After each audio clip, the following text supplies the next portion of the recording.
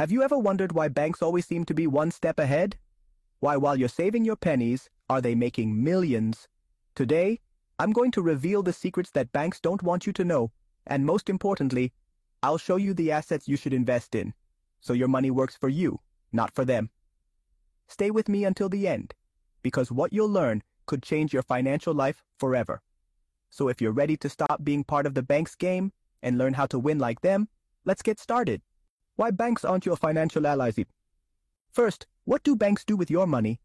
They take your savings and pay you very low interest, in many cases less than 1% per year. With that same money, they lend at much higher interest rates or invest in assets that generate significant returns. For example, according to the Federal Reserve, the average interest that banks pay on savings accounts in the United States is just 0.5%. However, the average rate on a credit card is over 20%. That difference is what's known as the net interest margin, and it's one of the reasons why banks make huge profits. Imagine this. You deposit $10,000, and at the end of the year, you receive $100 in interest. The bank lends that same money at 12% and earns $1,200. They earn 12 times more than they pay you. Fair? Of course not. So if banks use your money to earn more, why not learn from them and do the same? The problem with leaving your money in the bank. Leaving your money in the bank may seem safe, but there's an invisible thief working 24/7, inflation. Inflation is the constant increase in prices, and if your money doesn't grow at a higher rate than this, you're actually losing purchasing power. In 2022, inflation in many countries reached historic figures, with rates above 7% annually. If your bank was only paying you 1%, you would have lost 6% of the real value of your money. This is crucial because, even though the number in your bank account doesn't change, the cost of goods and services does. Let's say you have $20,000 today. If inflation stays at 5% for the next 10 years, the value of that $20,000 will be equivalent to less than $12,000 in terms of what you can buy.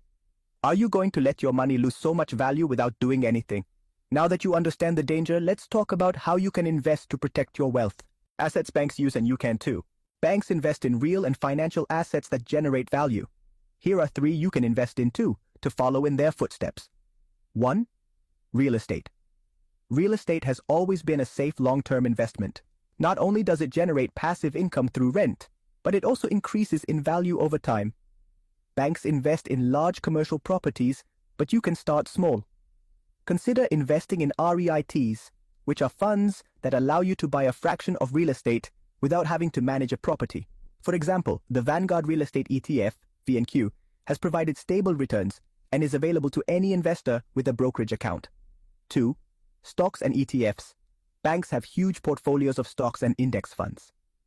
The S&P 500, which includes the 500 largest companies in the United States, has generated an average return of 10% per year over the last few decades.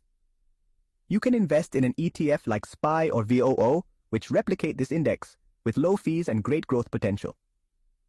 3. Precious metals. Gold and silver are favorite assets to protect against inflation. During times of economic uncertainty, their value tends to increase. You can buy coins, bars, or invest through funds like GLD for gold or SLV for silver. Now you know the assets, but how do you get started if you're new to the world of investing? How to start if you're a beginner?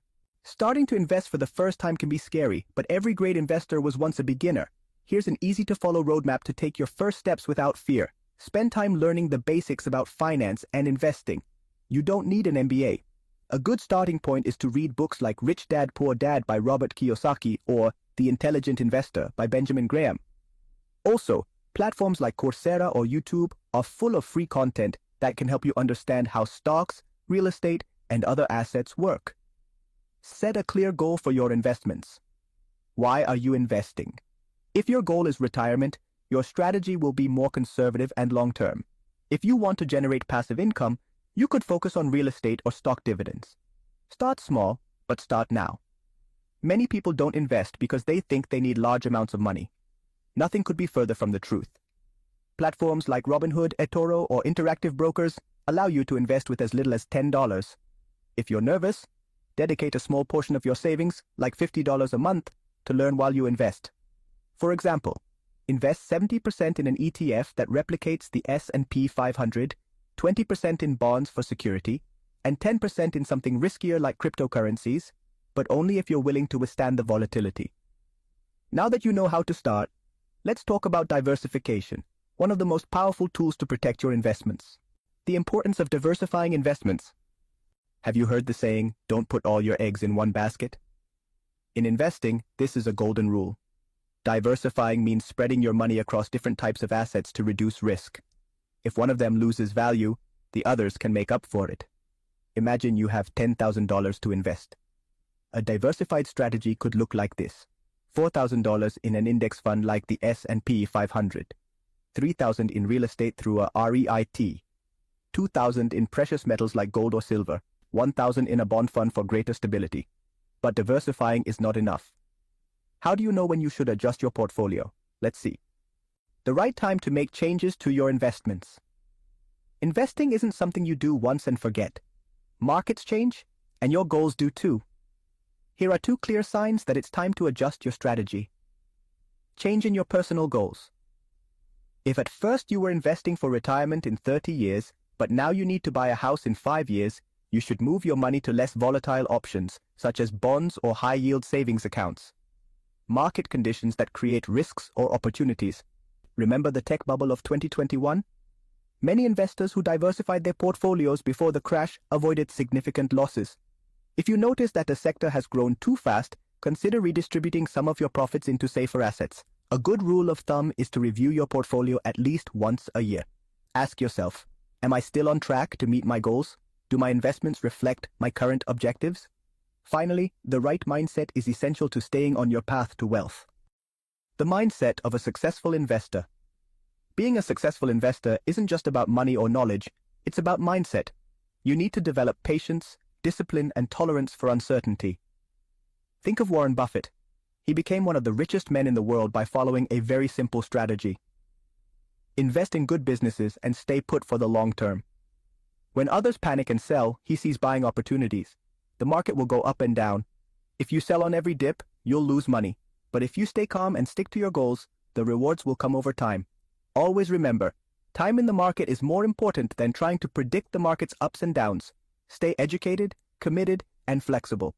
Today you learned how banks use your money to generate profits and what you can do to invest like them. We talked about the importance of educating yourself, diversifying your investments, and maintaining the right mindset for financial success. Now it's your turn.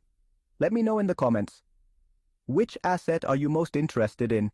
And if this video brought you value, don't forget to subscribe, like, and share it with someone who needs to take control of their money. See you in the next video.